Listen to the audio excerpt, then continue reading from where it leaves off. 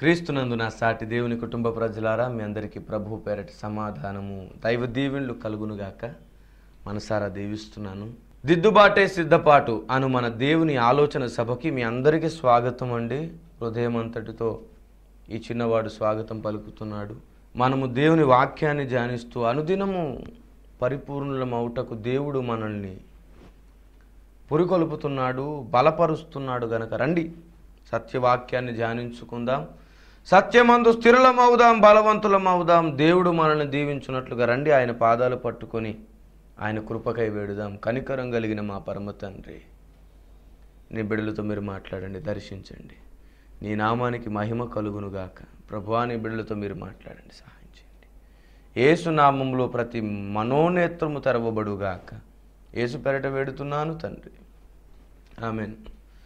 ప్రియులారా, తప్పకుండా వాక్యము వినే మునుపు మీరు కూడా ప్రార్థన చేసుకోండి. చెబుతున్న మాటలు నిజంగా ఏ ఉద్దేశంతో చెబుతున్నావో ప్రభు, అది మాకు సరిగ్గా అర్థమయ్యేటట్లు మనసు తెరవమని.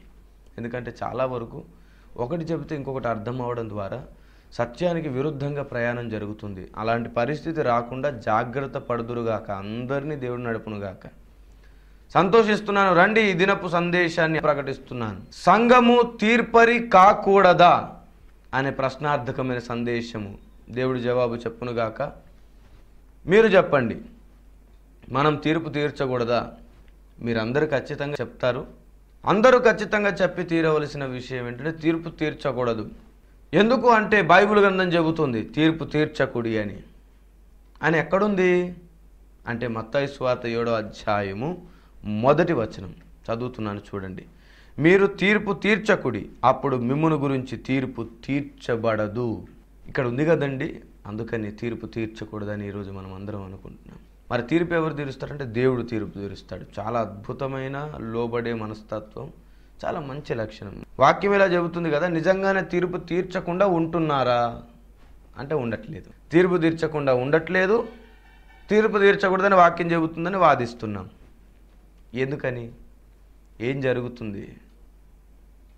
అసలు తీర్పు తీర్చవచ్చా కూడదా? రెండిట్లో ఏదో ఒకటి కన్ఫర్మ్ అవ్వండి, తీర్చకూడదు అంటారు. మరి ఎందుకు తీరుస్తున్నారు అనేకులకు? ఏమండి, అనేకులకు ఎందుకు తీరుస్తున్నారు తీర్పు? మీకు తెలుసా, చాలా పెద్ద పొరపాటు ఒకటి జరుగుతుంది. ఎప్పుడు సాతాను మనల్ని అపనిందల పాలు చేయాలని, లేదంటే మనల్ని కృంగదీయాలని ఏదో ఒక రకంగా ప్రయత్నిస్తూనే ఉంటాడు. ఇదిగో నిన్ను ఈ విధంగా పడగొట్టడానికి, నిన్ను ఆ విధంగా పడగొట్టడానికి వాడు అన్ని రకాల మార్గాలు తెరుస్తూ ఉంటాడు.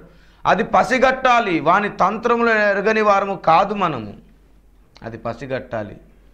అసలు తీర్పు తీర్చవచ్చా కూడదా అంటే 7వ అధ్యాయం 1వ వచనం మత్తయి సువార్త ప్రకారం తీర్పు తీర్చకూడదని అనేకులు వాదిస్తున్నారు, బోధిస్తున్నారు. ఇది కొంచెం తరచి చూస్తే, ఆలోచిస్తే ఏమర్థమవుతుందో చూడండి.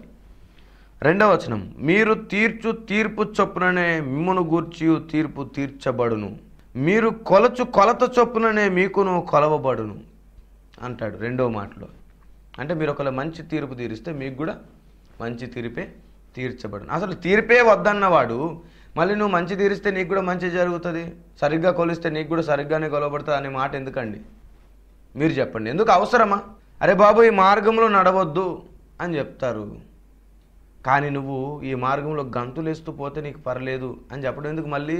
అంటే ఆ మార్గంలో వెళ్ళవచ్చనే కదా అర్థం. కాకపోతే నడవద్దు అన్నాడు, పరిగెత్తమన్నాడు, అంతే తేడా. అలాగా నేను చెప్పిన ఈ ఉదాహరణ అలాగా మీరు అర్థం చేసుకోవడానికి. అలాగా తీర్పు తీర్చకుడి అన్నవాడు అక్కడ అంతటితో ముగించేయాలి, లేకపోతే ఇంకా తీర్పు తీరిస్తే ఏం ప్రమాదం అవుతుందో చెప్పాలి. కానీ నువ్వు మంచిగా తీర్పు తీరిస్తే నీకు మంచిగానే తీర్పు తీర్చబడుతుందని చెప్పడం ఎందుకు మళ్ళీ? అంటే తీర్పు తీర్చమనా వద్దనా? ఇక్కడే తీర్పు తీర్చమనే ఒక విషయం అర్థమైపోతుంది. ఇంకా చదువుతాను, వినండి. మత్తయి సువార్త 7:3 చూడండి. నీ కంటిలో ఉన్న దూలము నంచక నీ సహోదరుని కంటిలో ఉన్న నలుసు చూడనేలా అంటున్నాడు. అంటే వేషధారి, మొదట నీ కంటిలో ఉన్న దూలము తీసివేయి, అటు తర్వాత నీ సహోదరుని కంటిలో నలుసు తీయాలి అని మనకు ఇక్కడ మాట కనబడుతుంది కదా. అంటే ఏంటి దూలం ఏంటి, నలుసు ఏంటంటే మనలో ఎన్నో పొరపాట్లు ఉన్నాయి, ముందు మనల్ని విమర్శించుకోవాలి, మనం సరి చేసుకోవాలి, అటు తర్వాత ఎదుటివాన్ని సరి చేయవచ్చు, తీర్పు తీర్చవచ్చు అనే కదా. మొదట మనకు మనం తీర్పు తీర్చుకుంటే తర్వాత ఇంకొకరికి తీర్పు తీర్చవచ్చు అనా కదా అనే. మొదట మనకు మనమే తీర్పు తీర్చుకోవాలి. చూడండి, 1 కొరింథీ పత్రిక 5:13 చదువుతున్నాను చూడండి. మీరు లోపటి వారికి తీర్పు తీర్చువారు గనుక ఆ దుర్మార్గుని మీలో నుండి వెలివెయ్యుడి. ఏ దుర్మార్గుని వెలివెయ్యుడి?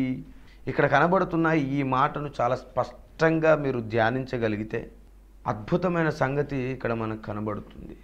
చూడండి, మీరు లోపటి వారికి తీర్పు తీర్చువారు గనక ఆ దుర్మార్గుని మీలో నుండి వెలివెయ్యుడి. ఏ దుర్మార్గుడు అంటే 5వ అధ్యాయం 1వ వచనంలో సంఘములో జరుగుతున్న కొన్ని భయంకరమైన జారత్వాన్ని అక్కడ చెబుతాడు. ఆ దుర్మార్గుడు, తప్పు చేసిన దుర్మార్గుడు మీలోంచి వెలివెయ్యుడి అంటే వానికి సరైన తీర్పు తీర్చండి. వాడు ఉండవచ్చా ఉండకూడదా తీర్పు తీర్చి వాడిని అక్కడి నుంచి మీరు పంపించేయండి అని చెబుతున్నాడు. ప్రియమైన వారులారా, మీరు లోపటి వారికి తీర్పు తీర్చువారు అన్నాడు. తీర్పు తీర్చవచ్చనా కూడదనా? మీరు చెప్పండి, వచ్చానా కూడదనా? ఏమండి, ఈనాడు చాలామంది తీర్పు తీర్చకూడదు అని చెప్పి ఏమైపోతున్నారో తెలుసా? మీకు అర్థమవుతుందా? వినండి, జాగ్రత్తగా వినండి. ఇంకా అనేక విషయాలు మీరు వింటారు.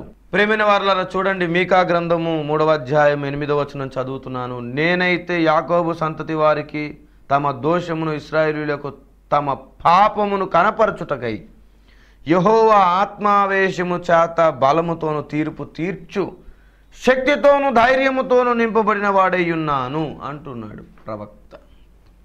చూసారా, తీర్పు తీర్చే శక్తితో ఉన్నాడంట. 1 కొరింథీ పత్రిక 6వ అధ్యాయం 2వ వచనం. పరిశుద్ధులు లోకమునకు తీర్పు తీర్చుదురని మీరెరుగరా? మీ వలన లోకమునకు తీర్పు జరగవలసి ఉండగా మిక్కిలి అల్పమైన సంగతులను గూర్చి తీర్పు తీర్చుటకు మీకు యోగ్యత లేదా? అంటే అర్థం ఏంటి? పరిశుద్ధులు తీర్పు తీరుస్తారనే కదా. తీర్పు తీర్చే సామర్థ్యత పరిశుద్ధులకు ఉంటుందనే కదా. పరిశుద్ధులు తీర్పు తీర్చవచ్చనే కదండి. చెప్పండి, తీర్పు తీర్చవచ్చు. మరి 7:1 తీర్పు తీర్చకూడదు అన్నాడు కదండి. అసలు ఆ మాట ఎందుకు అన్నాడో చెబుతాను. మనసును పెట్టి వెంబడించండి. పూర్తిగా వింటే అసలు సంగతి అర్థమవుతుంది. కొందరు సగము వినే ఎగిరెగిరి పడుతున్నారు. పొట్టు ఎగురుతూ ఉంటుంది, గాలికి ఎగురుతూ ఉంటుంది పొట్టు.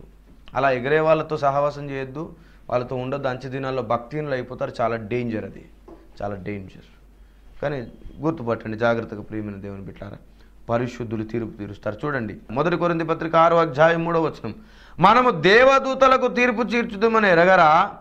ఈ జీవన సంబంధమైన సంగతుల గురించి మరి ముఖ్యముగా తీర్పు తీర్చవచ్చును కదా. తీర్పు తీర్చవచ్చును కదా అంటే సంఘము తీర్పు తీర్చవచ్చా కూడదా? మరి ఎందుకు కూడదని నేర్పిస్తున్నాం? తీర్పు తీర్చకూడదని ఎందుకు చెబుతున్నాం? ఎందుకు ప్రకటిస్తున్నాం? ఎందుకు నమ్ముతున్నాం? ప్రేమైన వారు, అసలు సంఘం తీర్పరి అవచ్చా అవ్వకూడదా? తీర్పు తీర్చవచ్చా కూడదా అంటే ఖచ్చితంగా సంఘం తీర్పు తీర్చాలి. తీర్పు తీర్చడం నేర్చుకోవాలి. న్యాయముగా తీర్పు తీర్చడం నేర్చుకోవాలి. మత్తయి సువార్త 7:1 ఉన్నటువంటి తీర్పు ఏంటో తెలుసా? అన్యాయంగా తీర్పు తీర్చొద్దని. మొదట మనకు మనం న్యాయంగా తీర్పు తీర్చుకొని, మనకు మనం విమర్శించుకొని, మనం సరి అయి అప్పుడు ఇంకొకరికి తీర్పు తీర్చాలి. మన తప్పును మనం ఒప్పుకొని పశ్చాత్తాపపడి మనం సరి చేయబడుతూ ఇంకొకరికి సరి చేయాలని మాట చెబుతూ, మీరు తీర్పు తీర్చకుడి, మీకును తీర్పు తీర్చబడదు, మీరు తీర్చకపోతే మీకు తీర్చబడదు అని చెబుతూ కిందికి వచ్చి మీరు న్యాయంగా తీర్పు తీరిస్తే మీకు న్యాయంగానే ఉంటుందని చెబుతున్నాడు. ఆ మాట కొంచెం మనసున పెట్టి కరెక్ట్గా చదవండి, అర్థమైపోతుంది. ప్రియమైన వారులారా, ఇంకా పరిశుద్ధ గ్రంథంలో కొన్ని విషయాలు మనకు రాయబడ్డాయి. చూడండి, 2వ దినవృత్తాంతముల గ్రంథము 1వ అధ్యాయము 10వ వచనం చదువుతున్నాను. చూడండి ప్రియమైన వారలారా, ఈ నీ గొప్ప జనమునకు న్యాయము తీర్చు శక్తి గలవాడెవడు? నేను ఈ జనుల మధ్య ఉండి కార్యములను చక్కపెట్టునట్టు తగిన జ్ఞానమును తెలివిని నాకు దయచెయ్యుము అని సొలొమోను భక్తుడు దేవుణ్ణి అడుగుతున్నాడు. న్యాయము తీర్చే శక్తిని నాకు ఇవ్వు, తీర్పు తీర్చే శక్తిని నాకు ఇవ్వు. ఇంత గొప్ప దినానికి తీర్పు ఎవరు తీర్చగలరు? నువ్వు జ్ఞానం ఇస్తే తీరుస్తానని తీర్పు తీర్చే శక్తిని కోరుకున్నాడు భక్తుడు. యోబు గ్రంథం చూడండి అందరూ కూడా. యోబు గ్రంథము 1వ అధ్యాయం 8వ వచనం చదువుతున్నాను చూడండి ఒకసారి.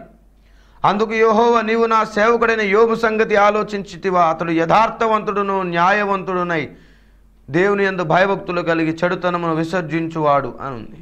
నీతిమంతుడు అంటే అర్థం ఏంటో తెలుసా? న్యాయముగా తీర్పు తీర్చువాడు, న్యాయమును గుర్తించువాడు అని అర్థం. అవునండి, చూడండి ఒకసారి యోబు గ్రంథం 2:3 చదువుతున్నాను చూడండి. అందుకు యెహోవా, నీవు నా సేవకుడైన యోబు సంగతి ఆలోచించితివా? అతడు యథార్థవంతుడును న్యాయవంతుడునై దేవుని యందు భయభక్తులు కలిగి అని రాయబడింది. నీతిమంతుడు, న్యాయవంతుడు. న్యాయవంతుడు అంటే అర్థం ఏంటండి? న్యాయమూర్తి అంటాం. ఏం చేస్తాడు ఆ న్యాయమూర్తి? తీర్పు తీరుస్తాడు. అలాగే యోబు న్యాయవంతుడునై ఉన్నాడు, అంటే న్యాయము తీర్చేవాడు. ప్రియమైన దేవుని బిడ్డలారా, 129వ కీర్తన 4వ వచనం, యెహోవా న్యాయవంతుడు అని రాయబడింది అక్కడ. 129 4వ వచనంలో యెహోవా న్యాయవంతుడు. న్యాయవంతుడు అంటే ఏంటి? అర్థం ఏంటండి అంటే 33వ కీర్తన 5వ వచనం చూడండి. ఆయన నీతిని న్యాయమును ప్రేమించుచున్నాడు, లోకము యెహోవా కృపతో నిండి ఉన్నది. ఆయన న్యాయం ప్రేమిస్తాడు. న్యాయం ప్రేమించడం అంటే ఏంటి? అసలు ఇది న్యాయము, ఇది అన్యాయం అని ఎలా తెలుస్తుందో చెప్పండి. అక్కడ తీర్పు జరిగితే ఇది న్యాయము, ఇది అన్యాయం అని తెలుస్తుంది. న్యాయమును ప్రేమించువాడంటే సరి అయిన తీర్పును ప్రేమించువాడు అని అర్థం. ఇంకా దాంట్లో ఇంక కొన్ని సంగతులు ఉన్నాయి, రాబోయే దినాల్లో మీకు ఇంకా అర్థమన్నట్లు చెబుతాను, మనసున పెట్టండి. ప్రేమిన దేవుని బిడ్డారా, కీర్తన 37:28 చూడండి. ఏలైనగా యెహోవా న్యాయమును ప్రేమించువాడు అని రాయబడింది. కీర్తన 101వ కీర్తన 1వ వచనం, నేను కృపను గురించి న్యాయమును గురించి పాడేదని అన్నాడు. యెషయా గ్రంథం 61:8 చదువుతున్నాను. ఏలైనగా న్యాయము చేయుట యెహోవానకు నాకు ఇష్టము. న్యాయము చేయుట, న్యాయము చేయుట అంటే న్యాయమైన తీర్పు చేయుట. ప్రేమైన వారలారా, అసలు న్యాయం అనే మాట ఎప్పుడు తెలుస్తుందంటే కరెక్ట్ తీర్పు జరిగినప్పుడు న్యాయం జరిగిందండి వాళ్ళకంటాం, అదన్నమాట. చూడండి ఇంకా 1 కొరింథీ పత్రిక 6వ అధ్యాయం 9వ వచనం చదువుతున్నాను చూడండి. అన్యాయస్తులు దేవుని రాజ్యమునకు వారసులు కానేరని మీకు తెలియదా? మోసపోకుడి. జారులైనను విగ్రహార్థికులైనను వ్యభిచారులైనను ఆడంగితనము గలవారైనను పురుష సంయోగులైనను దొంగలైనను లోభులైనను త్రాగుబోతులైనను దూషకులైనను దోచుకొని వారైనను దేవుని రాజ్యమునకు వారసులు కానేరరు అని రాయబడింది. ఈ లక్షణాలు ఉన్న వాళ్ళు ఎవరు దేవుని రాజ్యానికి రారు. కానీ అలాంటి వారికి మనం న్యాయమైన తీర్పు తీర్చగలగాలి. ప్రియమైన దేవుని బిడ్డలారా, చూడండి ఇంకా అద్భుతమైన సంగతి యోబు గ్రంథము 29:14 ఉన్న మాట మీరు చూడండి. నేను నీతిని వస్త్రముగా ధరించుకొని ఉంటిని గనుక అది నన్ను ధరించెను అని చెబుతూ, నా న్యాయ ప్రవర్తన నాకు వస్త్రమును పాగాయు ఆయను. గుడ్డివానికి నేను కన్నులనైతిని, కుంటివారికి పాదములైతిని, దరిద్రులకు తండ్రిగా ఉంటిని అంటున్నాడు. 17వ వచనంలో చూడండి ఏమంటున్నాడు. దుర్మార్గుల దవడ పళ్ళను ఊడగొట్టి తిని అన్నాడు. అంటే అర్థం ఏంటి? వీరందరికీ న్యాయం చేస్తున్నాడు. ఎలా? తీర్పు ద్వారా. ప్రేమైన వారలారా, 1 రాజుల గ్రంథం 3వ అధ్యాయం 16-28 వచనములో మీకు తెలుసు ఏం జరిగిందో. ప్రేమైన వారలారా, న్యాయమైన తీర్పు, న్యాయమైన తీర్పు. చూడండి 1 రాజుల గ్రంథం 3వ అధ్యాయం 16వ వచనం. తర్వాత వేశ్యలైన 2 స్త్రీలు రాజునొద్దకు వచ్చి అతని ముందర నిలిచిరి. వారిలో ఒకటి ఇట్లు మనవి చేసెను, నా ఏలినవాడ చిత్తగించుము, నేనును ఈ స్త్రీయు ఒక ఇంటిలో నివసించుచున్నాము. దానితో కూడా ఇంటిలో ఉండి నేను ఒక పిల్లను కంటిని. నేను కనిన 3వ దినమున ఇదియు పిల్లను కనెను. మేమిద్దరము తప్ప ఇంటిలో మరి ఒకరు లేరు. అయితే రాత్రి యందు ఇది పడకలో తన పిల్ల మీద పడగా అది చచ్చెను. కాబట్టి మధ్యరాత్రి ఇది లేచి నీ దాసినైన నేను నిద్రించుచుండగా వచ్చి నా పక్కలో నుండి నా బిడ్డను తీసుకొని తన కౌగిటిలో పెట్టుకొని చచ్చిన తన బిడ్డను నా కౌగిటిలో ఉంచెను. పెద్ద గందరగోళపు గొడవ జరుగుతుంది అక్కడ. సొలొమోను దగ్గరికి తీసుకొని రాబడ్డారు. మొదటి రాజుల గ్రంథం 3వ అధ్యాయము 16వ వచనం నుండి రాయబడిన సంగతి, ఒక ఇద్దరు స్త్రీలు ఉన్నారు. వారిలో ఒక స్త్రీ కనిన బిడ్డ చనిపోతే ఈ బిడ్డను తీసుకెళ్ళి బ్రతుకున్న బిడ్డ ప్లేస్లో పడుకోమని బ్రతుకున్న బిడ్డను తీసుకెళ్ళి ఈమె తీసుకుంది, చేంజ్ చేసేసింది. అది నైట్ జరిగింది. ఉదయం లేచేసరికి తను చూసుకున్నప్పుడు ఇది నా బిడ్డ కాదని తెలిసింది. రాజు దగ్గరకు వచ్చేసింది ఆ కథ. అక్కడ న్యాయమైన తీర్పు తీర్చాడు. తీర్పు తీర్చవచ్చా కూడదా భక్తుడు అంటే తీర్చాలి, ఖచ్చితంగా తీర్పు తీర్చడం నేర్చుకోవాలి. న్యాయమైన తీర్పు తీర్చడం నేర్చుకోవాలి. ప్రేమైన దేవుని బిడ్డలారా, వాక్యం సెలవిస్తుంది న్యాయమైన తీర్పు తీర్చాలి ఖచ్చితంగా. నువ్వు తీర్చే తీర్పు ఒకవేళ నీతిమంతునికి అన్యాయం జరిగిందనుకోండి, అది నీ మీదకే దోషం వస్తుంది. అందుకని తీర్పు తీర్చడం నేర్చుకోవాలి. తీర్పు తీర్చడం నేర్చుకోకపోయారనుకోండి, పెద్ద భయంకరమైన సమస్య మన మీదకి వస్తుంది. మీకు చెబుతున్నాను, దేవుడు న్యాయాధిపతి అయి ఉన్నాడు కదా, రేపు ఆయన భార్య అయిన మనం ఆయనకు సాటి అయిన సహాయమై ఉండాలి. మనము కూడా న్యాయాధిపతిలో సగమై ఉంటాం. అప్పుడు మనం తీర్పు తీర్చకపోతే ఆయన పక్కన కూర్చోడానికి ఏ అర్హత మనకు ఉంటుందో చెప్పండి. దేవదూతలకు ఎలా తీర్పు తీరుస్తావు నువ్వు చెప్పు. ఈనాడు తీర్పు తీరుస్తున్నారు, ఇష్టం వచ్చినట్టు తీర్పు తీరుస్తున్నాడు. వాడు అలాంటి వాడు, వీడు ఇలాంటి వాడు, ఆమె అలాంటిది అని. ఒకవేళ నువ్వు తప్పుడు తీర్పు తీరుస్తున్న వారందరూ దేవుని దృష్టికి న్యాయవంతులైతే మాత్రం నువ్వు మాత్రం సమస్యలో పడ్డావు సుమా. దేవుని చేతిలో భయంకరంగా శిక్షింపబడే రోజు ఉంటుంది, జాగ్రత్త. 34వ కీర్తన 21వ వచనం చూడండి ఒకసారి, మీకు అర్థమవుతుంది. చెడుతనము భక్తిహీనులను సంహరించును, నీతిమంతుని ద్వేషించు వారు అపరాధులుగా ఎంచబడతారు. అపరాధులుగా ఎంచబడతారు. ప్రేమిన వాళ్ళారా, వేలు చూపుతో చూసిన దాన్ని బట్టి తీర్పు తీర్చకూడదు. ఎవడో 4 మాటలు ఇంకొకరి గురించి తప్పుగా మాట్లాడుతున్నాడు, విమర్శంగా మాట్లాడుతున్నాడు, అది మనసులో పెట్టుకొని నీకు నచ్చింది నువ్వు ఇంకా అదే మాట 10 చోట్ల చెప్పావనుకో, ఆ తప్పుడు ప్రచారాన్ని మోసినవాడు నువ్వు తప్పుడు మనిషి అయిపోతావు దేవుని దృష్టిలో. ఒక నీతిమంతుని ద్వేషించేవాడు ఖచ్చితంగా అపరాధి అవుతాడు. భ్రష్టత్వానికి కారణమైన ఈ DVD తెప్పించుకొని వినండి, అసలు సంగతులు అన్నీ మీకు అర్థమైపోతాయి. సంఘము తీర్పు తీర్చడం నేర్చుకోవాలి, కరెక్ట్ తీర్చడం నేర్చుకోవాలి. ఈనాడు బోల్డ్ అంతమంది నన్ను అంటున్నారు, కిరణ్ పాల్ గారు మీరు అలా తీర్పు తీర్చొద్దు, కిరణ్ పాల్ గారు మీరు ఇలా తీర్పు తీర్చకూడదు, మీరు అలా విమర్శించొద్దు, నేను ఇలా విమర్శించొద్దు అని అంటున్నారు. అవును సరే, నా వరకు నేను విమర్శిస్తున్నాను, తీర్పు తీరుస్తున్నాను అనుకోండి, మరి మీరు నాకేం చేస్తున్నారు? మీరు కూడా నాకు తీర్పు తీరుస్తున్నారు లేదా? మీరు చేస్తుంది తప్పండి అని. నేను వాక్యంలో తప్పుడు బోధలు ఏమున్నాయో వాక్యం చూపించి, ఏమండి వాక్యాన్ని ఇలా తప్పుగా బోధిస్తున్నారు, ఇది కరెక్ట్ కాదని నేను చెబుతున్నాను. ఒక వ్యక్తిని విమర్శించడం నా పని కాదు. కానీ ఒక వ్యక్తినే విమర్శిస్తున్నట్టు ఫీల్ అయిపోయి తప్పుడు బోధలకు సపోర్ట్ చేస్తూ కొందరు మాట్లాడుతున్నారు. ఇదిగో దొంగ అంటే నేనే అని చంకలు బాదుకుంటున్నారు కొందరు. సరే, మరి ఇప్పుడు మీరు నన్ను అంటున్నారు కదా, మీరు తీర్పు తీర్చినట్టు కాదా? అవునా కాదా? చాలామంది ఇలాగే తప్పు చేస్తున్నారు. మాటకు తీర్చకుడి అంటారే కానీ వాళ్ళు కూడా తీరుస్తున్నారు. తీర్పు తీర్చట్లేదండి మనం, అనేకులకు తప్పుడు తీర్పులు తీర్చట్లేదా? అది నిజమో కాదో తెలుసుకోకుండానే తప్పుడు తీర్పులు తీరుస్తున్నాం. తప్పది, దేవుడు ఒప్పుకోడు. భయంకరమైన నష్టం జరుగుతుంది తెలుసా సంగమా? నువ్వు గుర్తుపట్టట్లేదు, ఎప్పటికీ స్వస్థతలు అద్భుతాలు వెంబడే పరిగెడుతున్నావు, నీ ఇంటి సమస్యల గురించి ఆలోచిస్తున్నావు, నీ గురించి నువ్వు బ్రతకడానికి పుట్టలేదయ్యా ఇక్కడ. అది తెలుసుకో ఫస్ట్. ప్రేమిన వారులారా, అసలు దేవుడు మనల్ని ఎందుకు చేశాడు? అసలు ఈ విశ్వాన్ని ఎలా చేశాడు? ఏ ప్రణాళికతో చేశాడు? విశ్వం ఎలా కలిగింది అనేది కూడా ఈ DVD తెప్పించుకొని వినండి, అసలు విషయాలు మీకు అర్థమవుతాయి. విశ్వం ఎలా కలిగింది, ఎందుకు కలిగింది, మానవులను ఎందుకు చేశాడు, ఎందుకు చేయాల్సి వచ్చింది మీకు తెలుసా? యాక్చువల్లీ మనం భూమి మీద ఉండవలసిన వారం కాదు, భూమి మీద మనం నివాసం చేయాల్సిన పనే లేదు. కానీ మధ్యలో ఎమర్జెన్సీ ల్యాండింగ్ జరిగినట్టుగా, ఫ్లైట్ మధ్యలో దిగినట్లుగా అనుకోకుండా దేవుని ప్రణాళిక వేయాల్సి వచ్చింది. దేవుడు తలంపు మార్చుకోవాల్సి వచ్చింది. దేవుడు ప్లాన్ చేయాల్సి వచ్చింది. వ్యూహం చేయాల్సి వచ్చింది. నరుల కాలం అంతా యుద్ధకాలమే. ఈ యుద్ధకాలంలో మనం భ్రమపడుతూ తప్పుడు మార్గంలో నడుస్తూ ఉంటే నువ్వు ఎందుకు పుట్టావో నీకు తెలియకుండా నువ్వు బతికితే అదేం బ్రతికి ఇంకా చెప్పండి. వద్దు, చాలా పెద్ద తప్పు జరుగుతుంది ప్రేమిన వాళ్ళారా. మాట వరుసగా మనం తీర్పు తీర్చకూడదు అని బోధిస్తున్నాం, చెబుతున్నాం, వింటున్నాం. కానీ మనమే 100 మందికి తీర్పు తీరుస్తాం. ముందొక మాట మాట్లాడతాం, వెనక ఇంకో మాట మాట్లాడతాం. తప్పండి, అది మంచిది కాదు. యథార్థవంతులైన బోల్డంతమంది సేవకులు ఉన్నారు, వాళ్ళని చూసి నేర్చుకుందాం. మనం అలాంటి నమ్మకమైన నీతిమంతులైన సేవకుల్ని చూసి నేర్చుకుందాం, బలవంతులం అవుదాం. ప్రియమైన వారులారా, సంఘము తీర్పు తీర్చడం ఖచ్చితంగా నేర్చుకోవాలి. ఎలా తీర్పు తీరిస్తే ఎలా ఉంటుందో, తప్పుడు తీర్పు తీరిస్తే ఎలా ఉంటుందో ఖచ్చితంగా నేర్చుకోవాలి. లేదంటే భయంకరమైన ప్రమాదంలో పడతాం.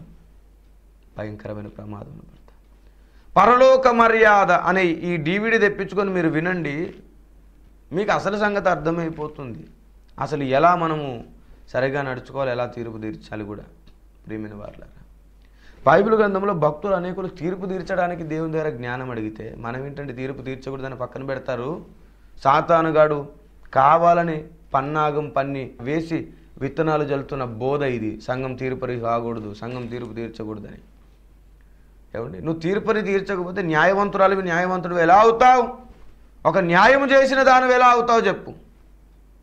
ఏదైనా ఒకటి నువ్వు ఆలోచించాలన్నా నీ మనసులో నువ్వు ముందు తీర్పు జరుగుతుంది. ఇది కరెక్ట్, ఇది కరెక్ట్ కాదు, అది తీర్పే కదా. కరెక్ట్ తీర్పు తీర్చడం, కరెక్ట్గా వివేచించడం, ఆలోచించడం నేర్చుకోగలగాలి. నువ్వు కరెక్ట్గా తీర్పరి కాకుండా రేపు పరలోకంలో దేవుని రాజ్య దర్బారులో ఆయన సింహాసనంలో కూర్చొని ఎలా దేవదూతలకు తీర్పు తీర్చగలవు చెప్పు. LKG పిల్లాడు వెళ్ళి PhD వ్యక్తికి ఇది తప్పు, ఇది రైట్ అని చెప్పినట్టుంది కథ. అలా జరిగిద్ది ఎప్పుడైనా? జరగదు. ఈ భూమి మీద ఉండగానే న్యాయముగా తీర్పు తీర్చుట ఎట్లో మనం భక్తులను చూసి నేర్చుకోవాలి. బైబిల్లో రాయబడింది. ఒకరోజు ఒక సేవకుడు స్టేజ్ మీద వాక్యం చెప్తున్నాడంట. చెబుతుండగానే ఒక ముసలావిడ వచ్చేసి, ఏవయ్యా అనేకులకి నువ్వు ఇలా తీర్పు తీర్చావు, ఇది కరెక్ట్ పద్ధతి కాదు అనిందంట. అప్పుడు ఆయన అన్నాడంట, అమ్మ మీరు కరెక్టే చెప్పారు, మరి మీరు కూడా నాకు తీర్పు తీర్చారు కదా అని అడిగారంట. అవును కదా, మనం అంటున్నాం కానీ మనం కూడా తీర్పు తీరుస్తామని మర్చిపోతున్నాం. జాగ్రత్త. నువ్వు తీర్పు తీర్చే వ్యక్తి ఒకవేళ దేవుని దృష్టికి న్యాయం కలిగిన వాడైతే, మంచివాడైతే, నీతిమంతుడైతే, నువ్వు తీర్చే తీర్పు తప్పైతే నీ మీదికి భయంకరమైన దేవుని కోపం వస్తుంది. జాగ్రత్త. సంఘము ఈ అంచె దినాల్లో తీర్పు తీర్చడం ఏంటో నేర్చుకోవాలి, ఎలా తీర్పు తీర్చాలో నేర్చుకోవాలి. తప్పకుండా న్యాయమైన తీర్పు తీర్చడం నేర్చుకోవాలి. దేవుని దృష్టిలో అనుకూలమైన నీతిమంతురాలు అవ్వాలి, లేదంటే దేవుడు ఒప్పుకోడు. కాబట్టి ప్రియమైన దేవుని బిడ్డలారా, మత్తయి సువార్త 7వ అధ్యాయం 1వ వచనంలో రాయబడిన మాట అర్థం ఏంటంటే న్యాయమైన తీర్పు తీర్చు అనే మాట. తీర్పు తీర్చకుడి మీకును తీర్పు తీర్చబడదు అంటూ కింద రాయబడిన సంగతులు కూడా ధ్యానించండి, కొంచెం మీకు అర్థమవుతుంది. అసలు తీర్పే తీర్చకపోతే ఉదయం లేచి నుంచి పడుకునేసరికి ఎన్నో నిర్ణయాలు తీసుకుంటుంటావు, ఎన్నో నిర్ణయాలను మార్చుకుంటుంటావు తీర్పు తీర్చుకుంటూ. ఇది చేయాలా, ఇది వద్దా, ఇది కరెక్ట్ కాదు, ఇది చేయాలి, ఇది పొరపాటు, ఇది కరెక్ట్ అని ఎన్నో విషయాల్లో నువ్వు తీర్పు తీర్చుకుంటూ ఉంటావు. సంఘంలో కూడా తీర్పు తీర్చాలి, న్యాయమైన తీర్పు. సంఘంలో ఇష్టం వచ్చినట్టుగా ఒకరి మీద ఒకరు చెడ్డగా పుకార్లు రేపుకుంటున్నారు, చెడ్డగా మాట్లాడుకుంటున్నారు. ఈ మధ్య ఒక కొత్త వార్త నాకు వినబడింది, నా మీద తీర్పు తీర్చారు. నాకేదో విదేశాల నుంచి ఫండ్ వస్తుందని, నాకేదో విదేశాల నుంచి సహాయం వస్తుందని. ఏమండి, అందుకే రోజు వాక్యం చెబుతున్నాడు ఈయన. మీకు ఏం తెలుసండి ఎంత కష్టపడుతున్నాము? ఒక్కరోజు నాతో ఉండండి, లేదంటే ఒక వారం రోజులు ఉండండి, మీకు నేను అన్ని వసతులు చూసుకొని ఉంటాను, మీకు అర్థమైపోయింది నా కష్టం ఏందో. ప్రియమైన వారులారా, కుటుంబాన్ని కన్న పిల్లలను కూడా అనేకసార్లు వారి ఆరోగ్యాన్ని కూడా, అనారోగ్య పరిస్థితులు కూడా లెక్క చేయకుండా త్యాగపూరితంగా జరుగుతున్న సేవ ఇది. నాతో కలిసి సత్య పరిచారకులు, సత్యం ముందు నిలిచిన వారు ఎంతటికో తెగించి వారి కష్టాన్ని పెడితే జరుగుతున్న సేవ ఇది. ₹1 కూడా విదేశీ సహాయము మేము ఎప్పుడు పొందలేదు. అవసరమైతే దేవుడు పంపుతాడు, ఇస్తాడు, అది వేరు. ప్రియమైన వారులారా, విశ్వాసంతో నడవడం నేర్చుకున్న నా 13 సంవత్సరాల చిన్న ప్రాయం నుండి నా దేవుడు నన్ను నడిపిస్తాడు. నేను నా దేవుని వలన మాత్రమే దీవించబడాలి, ఒక మానవుని వలన కాదు అని అబ్రహాం పలికినట్లుగా పలకదలుచుకున్నాను. దీవించడానికి దేవుడు సిద్ధంగా ఉన్నాడు. ఎవరైనా ఆ విషయంలో అబద్ధ ప్రచారాలు చేసినా, తప్పుడు ప్రచారాలు చేసినా ఒకటి మాత్రం నిజం, నేను చెలించేది లేదు, భయపడేది లేదు, బాధపడేది లేదు. ఎందుకంటే నన్ను నేను నిరూపించుకునే ప్రయత్నం నేను చెయ్యను. వద్దు, నన్ను నా దేవుడు నిరూపించాలి. మీరు కూడా అలాగే ఉండండి. ఎవరు మిమ్మల్ని నిందించినా, చులకన చేసినా, మీకు అవమానం కలగజేసినా, తప్పుడు మాటలు మాట్లాడినా భయపడకండి. మిమ్మల్ని మీరు నిరూపించుకోవడానికి మీ నోటి మాటలు జారకండి. వాళ్ళు భక్తులు అవ్వరు నోటి మాటలు జారి తప్పుడు ప్రచారాలు చేస్తూ. వాళ్ళు ఏదో అరిశారు, నువ్వు కూడా అరిచావు. కుక్క కరిసిందని పోయి కుక్కను కరుస్తావేంది నువ్వు? కావు కదా. అలాగే మౌనంగా ఉండు. కుక్క కరుస్తుంది, అప్పుడు నువ్వు దానికి కావలసిన మందు రాసుకొని ప్రార్థించుకో, దేవుడు నిన్ను కాపాడుతాడు. కుక్క కాటుకు చెప్పు దెబ్బ దేవుడు కొడతాడు, నువ్వు కొట్టకు. నిన్ను నువ్వు నిరూపించుకోవద్దు. నిన్ను నీ దేవుడు నిరూపించే రోజు ఒకటి ఉంది. తగిన సమయం ఆయన నిన్ను హెచ్చిస్తాడు. ప్రియ కుమారుడు కుమార్తె, ధైర్యంగా ఉండు. నిన్ను నీ దేవుడు నిలబెట్టే రోజు ఉంది. సహించు. మత్తయి సువార్త 5:11 ప్రకారం ఆయన నిమిత్తం భరించు, సహించు. దేవుడు నిన్ను దీవిస్తాడు. ఎప్పటికీ దీవెన, ఆశీర్వాదాలు, డబ్బు, ఆరోగ్యం ఇవే కాదు. పశ్చాత్తాపం, మారు మనసు, భక్తి సాధన దేవుడు ఎలాగో దీవిస్తాడు. దేవుడు నిన్ను లేవనెత్తే రోజు దగ్గరలో ఉంది. భయపడకు. ఎవరెన్ని రకాలుగా నీ మీద అబద్ధ ప్రచారాలు చేసిన నీ నోటిని కాపాడుకొని నీ నోటితో నీతిని, న్యాయమును పాడుకో, కృతజ్ఞతలు, స్తుతులు చెల్లించుకో. కానీ తొందరపడి నువ్వు నోరు జారవద్దు, భయపడవద్దు. న్యాయమైన తీర్పు తీర్చడం నేర్చుకో. సంఘమందు స్థిరపడు. దేవుని భార్య స్థానంలో నమ్మకస్తురాలవై ఉండు. దేవుడు నిన్ను దీవించునుగాక. ప్రార్థన చేసుకుందాం. మహాపరిశుద్ధుడైన మా తండ్రి, నీ బిడ్డలకు ఉన్నట్టుగా చెప్పాను. ఎంతమంది సరిగా వినగలిగారు, ఎంతమంది వంకరగా వినగలిగారు, ఎంతమంది సాతాను చేత వారి ఆలోచన చెరపబడిందో తెలియదు. దయచేసి అందరూ కూడా సర్వసత్యం ముందు నిలిచి తీర్పు తీర్చే నమ్మకమైన జ్ఞానం కలిగిన చేత నింపబడి నీకు అనుకూలమైన వారమే నీ భార్య స్థానంలో ఉండటకు సహాయం చేయండి. మహిమ పొందుమని, తీర్పు తీర్చకుడి అని సాతానుగాడు నాటిన విత్తనాలు యేసునామములో పెకలింపబడుగాక. న్యాయమైన తీర్పు తీర్చుడని నీ విత్తనములు నాటబడుగాక. సహాయం చేయమని యేసు పేరిట వేడుతున్నాము తండ్రి. May God bless you. దేవుడు మిమ్మల్ని దీవించునుగాక. సర్వసత్యమేవ జయతే. క్రీస్తునందు నా కుటుంబ ప్రజలారా, మీ అందరికీ శుభవార్త. మీ అందరి కోరిక మేరకు మీ అందరితో ఎక్కువ సమయం కలిసి దేవుణ్ణి ఆరాధించుటకు మా ఆరాధన సమయం ఎలిం ఆరాధనా మందిరంలో ప్రతి ఆదివారం 10 గంటల నుండి మధ్యాహ్నం 1 గంట వరకు, మరియు సువార్త కూటం శనివారం సాయంత్రం 7 గంటల నుండి 9 గంటల వరకు.